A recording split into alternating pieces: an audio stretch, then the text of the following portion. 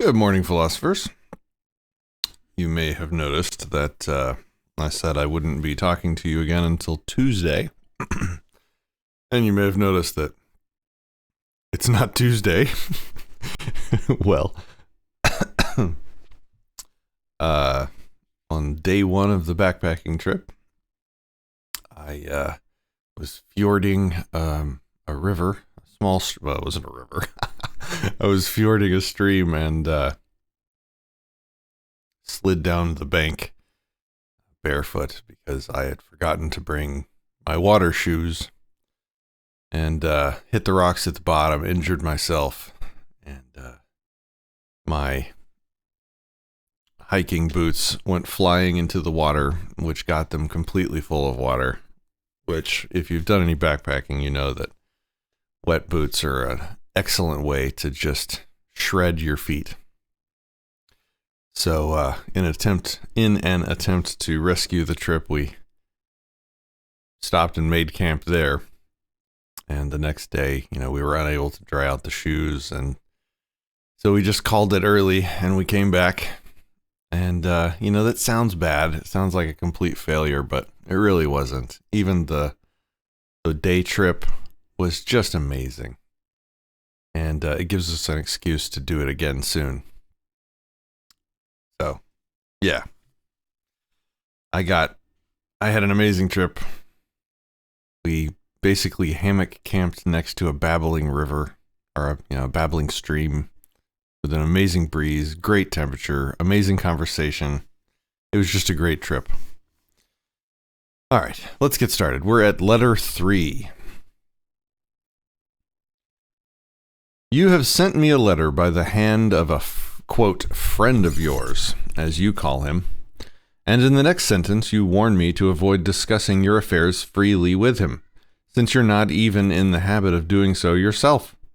In other words, you have described him as being a friend and then denied this in one and the same letter. Now, if you were using that word in a kind of popular sense and not according to its strict meaning and calling him a, quote, friend, in much the same way as we refer to candidates as gentlemen, or hail someone with the greeting, my dear fellow, if when we meet him his name slips our memory, we can let this pass. But if you are looking on anyone as a friend when you do not trust him as you trust yourself, you are making a grave mistake. You have failed to grasp sufficiently the full force of true friendship. I love this first paragraph. Number one, because Seneca appears to be a pedantic type of person like myself who's worried about clarity and communication around the usage of words, but also because he holds these relationship terms like friend to a higher status, which is one of the things I was wanting to think about today anyway. Certainly, you should discuss everything with a friend, but before you do so, discuss in your mind the man himself. After friendship is formed, you must trust, but before that, you must judge. Those people who, contrary to Theophrastus's advice, judge a man after they have made him their friend instead of the other way around, certainly put the cart before the horse. Think for a long time whether or not you should admit a given person to your friendship, but when you have decided to do so, welcome him heart and soul, and speak as unreservedly with him as you would with yourself. You should, I need hardly say, live in such a way that there is nothing which you could not as easily tell your enemy as keep to yourself, but seeing that certain matters do arise, on which convention decrees silence, the things you should share with your friend are all your worries and deliberations. Regard him as loyal, and you will make him loyal. Some men's fear of being deceived has taught people to deceive them. By their suspiciousness, they give them the right to do the wrong thing by them. What should I keep back? Why should I keep back anything when I'm with a friend? Why shouldn't I mention I'm alone when I'm in his company? There are certain people who tell any person they meet things that should only be confided to friends, unburdening themselves of whatever is on their minds into any ear they please. Others again are shy of confiding in their closest friends, and would not even let themselves, if they could help it, into the secrets they keep hidden deep down inside themselves. We should do neither. Trusting everyone is as much a fault as trusting no one, though I should call the first the worthier and the second the safer behavior. It's so interesting to me to read these words from people that lived 2,000 years ago. It's just yet another reminder that we're not as different from the people in the past as we fall into thinking we are. We are still human. We are still part of the human species, and the human species has not changed that much in a couple thousand years.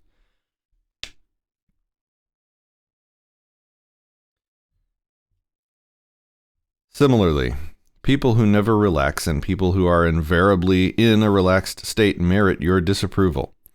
The former as much as the latter, for a delight in bustling about is not industry. It is only the restless energy of a hunted mind. Hunted? Yeah, it says hunted, okay. And the state of mind that looks on all activity as tiresome is not true repose, but a spineless inertia. This prompts me to memorize something which I came across in Pomponius. Some men have shrunk so far into dark corners that objects in bright daylight seem quite blurred to them. A balanced combination of the two attitudes is what we want. The active man should be able to take things easily, while the man who is inclined toward repose should be capable of action. Ask nature, she will tell you that she made both day and night. You can probably tell that I'm low energy. I am exhausted and my entire body is sore, but it's such a good sore. I love it. Letter 5. I view with pleasure and approval the way you keep on at your studies and sacrifice everything to your single-minded efforts to make yourself every day a better man. I do not merely urge you to persevere in this. I actually implore you to. Let me give you, though, this one piece of advice. Refrain from following the example of those whose craving is for attention, not their own improvement, by doing certain things which are calculated to give rise to comment on your appearance or way of living generally. Avoid shabby attire, long hair, an unkempt beard, an outspoken dislike of silverware, sleeping on the ground, and all other misguided means to self-advertisement. The very name of philosophy, however modest the manner in which it is pursued, is unpopular enough as it is. Imagine what the reaction would be if we started dissociating ourselves from the conventions of society. Inwardly, everything should be different, but our outward face should conform with the crowd. Our clothes should not be gaudy, yet they should not be dowdy either. We should not keep silver plate with inlays of solid gold, but at the same time, we should not imagine that doing without gold and silver is proof that we are leading the simple life. Let our aim be a way of life, not diametrically opposed to, but better than that of the mob. Otherwise we shall repel and alienate the very people whose reform we desire. We shall make them, moreover, reluctant to imitate us in anything for fear they may have to imitate us in everything. The first thing philosophy promises us is the feeling of fellowship, of belonging to mankind and being members of a community. Being different will mean the abandoning of that manifesto. We must watch that the means by which we hope to gain admiration do not earn ridicule and hostility. Our motto, as everyone knows, is to live in conformity with nature. It is quite contrary to nature to torture one's body, to reject simple standards of cleanliness and make a point of being dirty, to adopt a diet that is not just plain but hideous and revolting. In the same way as a craving for dainties is a token of extravagant living, avoidance of familiar and inexpensive dishes betokens insanity. Philosophy calls for simple living, not for doing penance, and the simple way of life need not be a crude one. The standard which I accept is this: one's life should be a compromise between the ideal and the popular morality. People should admire our way of life, but they should at the same time find it understandable. Quote, does that mean we are to act just like other people? Is there to be no distinction between us and them? Most certainly there is. Any close observer should be aware that we are different from the mob. Anyone entering our homes should admire us rather than our furnishings. It is a great man that can treat his earthenware as if it was silver, and a man who treats his silver as if it were earthenware is no less great. Finding wealth an intolerable burden is the mark of an unstable mind. Ho ho ho, commies. Oh.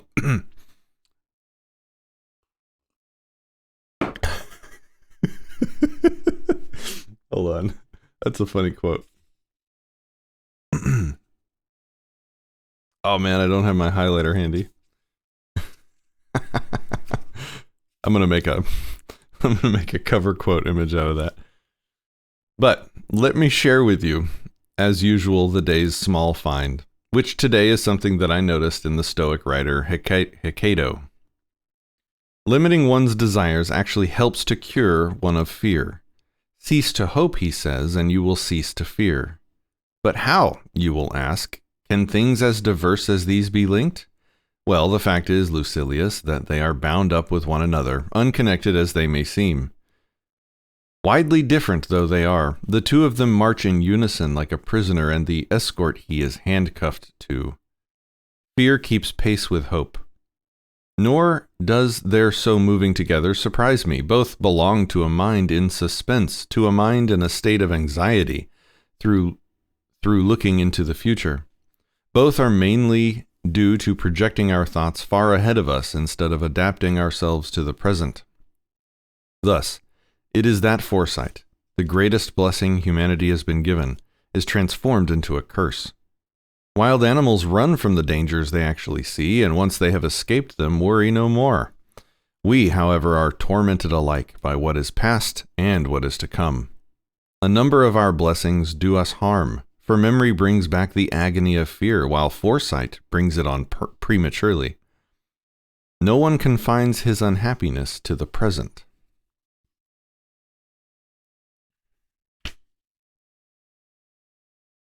One second, I am marking a page that I really liked before I forget it.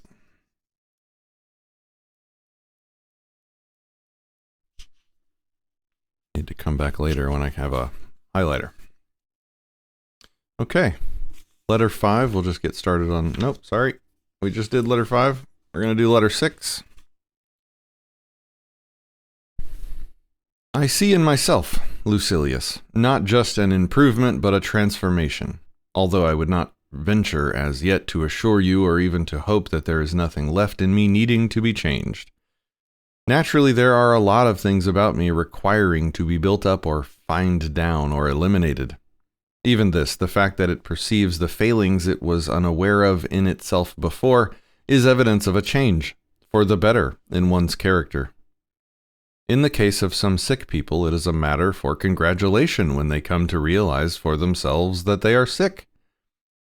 I should very much like, then, to share this all so sudden metamorphosis of mine with you. Doing so would make me start to feel a surer faith in the friendship that exists between us. That true friendship which not hope nor fear nor concern for personal advantage ever sunders. That friendship in which and for which people are ready to die.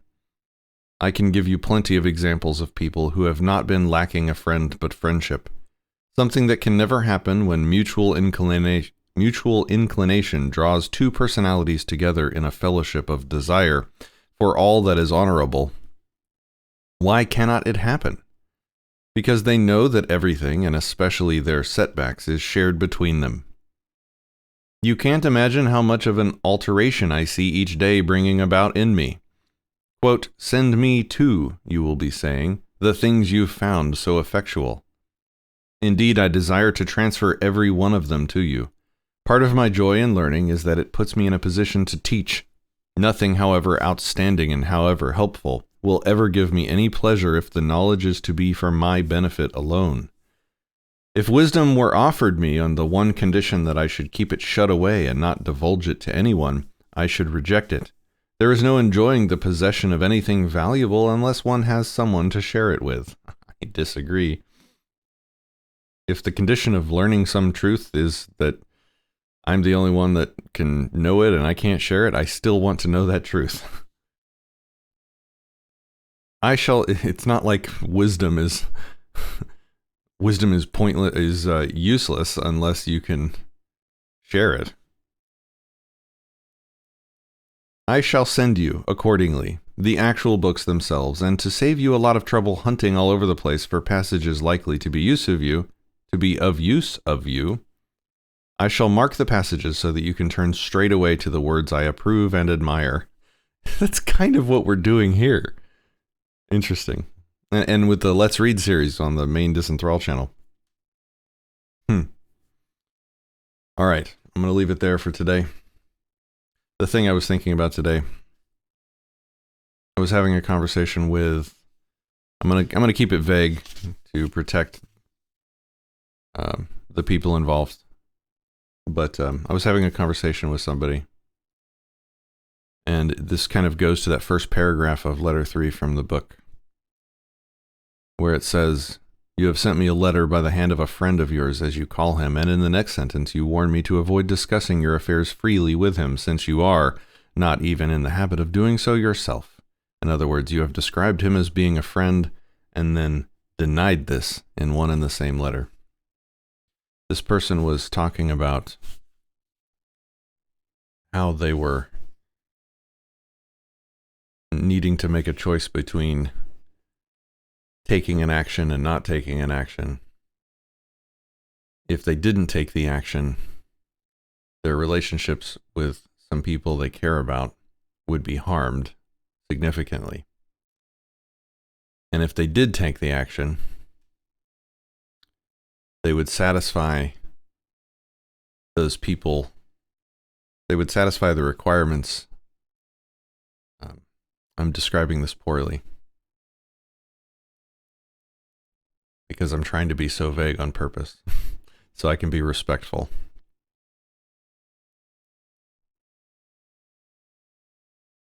So there's no moral question here. This is all subjective preference in this situation.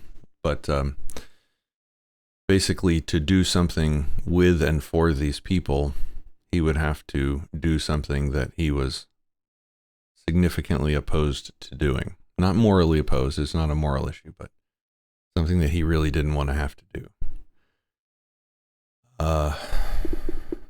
And, you know, there's potential ways to work.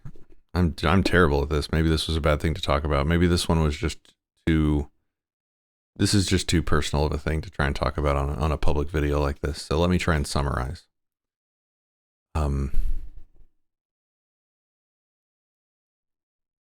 If I have to lie in an attempt to maintain a relationship, either that relationship is not worth it. I would say that relationship is not worth it. I find that when I tell the truth, the relationships that are healthy and that are worth it will become stronger through me telling the truth even when it's difficult. And I find that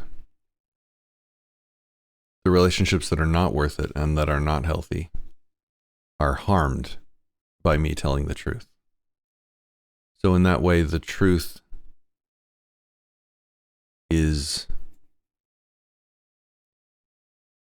a magical drug that works as a steroid for healthy relationships and as a poison for bad, which makes it extremely powerful and extremely useful. And I struggle to find a reason to lie to any relationship that I care about, because I want the relationships I care about to be stronger, and I want the bad relationships to root themselves out, so to speak. And the truth is an amazing way to do that. So that's the most general, contextless way I can kind of talk through that. Those are my thoughts for today. I'm going to go be very sore and enjoy myself today. I'm going to have a relaxing day. We are on the main Disenthrall channel, just so you know what's going on in terms of reading stuff. On the main Disenthrall channel, we're going to start a new Let's Read series today. We're going to be reading The Anarchist Handbook that was just published by Michael Malice. And you'll be able to get my commentary on it, because it contains a lot of commie shit. So we'll see how that goes. There's a commie that espouses violence on the cover, and most people aren't quite aware of that. But it also well, I'm not going to talk about it here because I'll talk about it there. All right, guys, have a great day.